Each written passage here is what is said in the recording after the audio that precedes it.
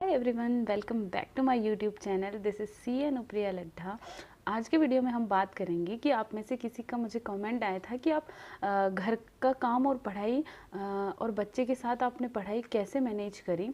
तो के लिए मैं आपको बता दूं कि अगर आप मैरिड हैं या फिर आपके बच्चे हैं और आप फिर भी अपनी स्टडी को कंटिन्यू करना चाहती हैं जो कि पहले छूट गई थी और अब आप चाहती हैं कि मैं भी कुछ करूं लाइफ में या अपनी छूटी हुई स्टडी को फिर से स्टार्ट करूं, तो हम कर सकते हैं। कुछ भी चीज़ इम्पॉसिबल नहीं है।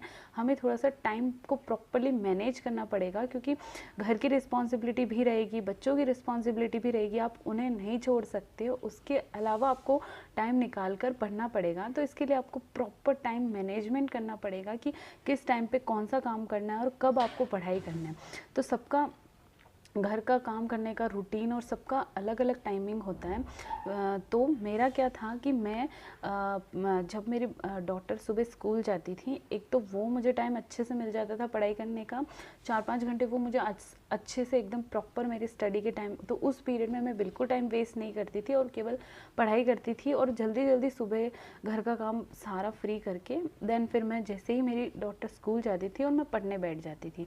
तो वो एक मेरा सबसे बेस्ट टाइम था स्टडी का।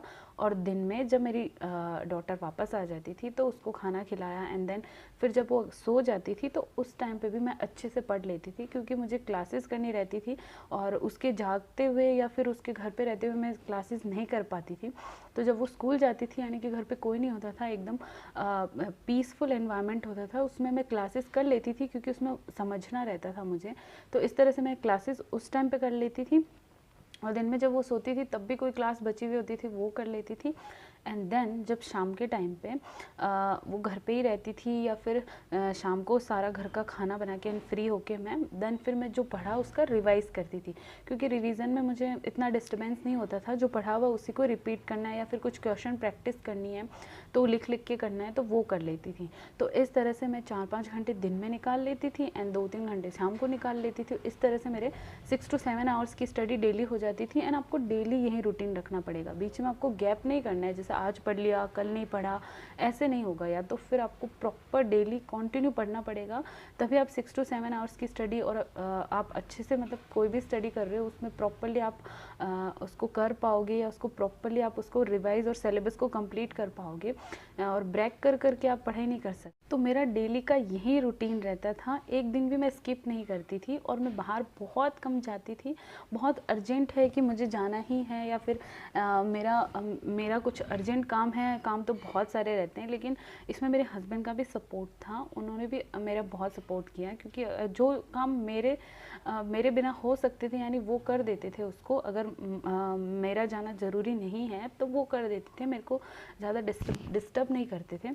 तो इस तरह से मैं बाहर बहुत कम जाती थी और प्रॉपर अपना डेली एक रूटीन बिठा रखा था कि इस टाइम पे मुझे पढ़ना है।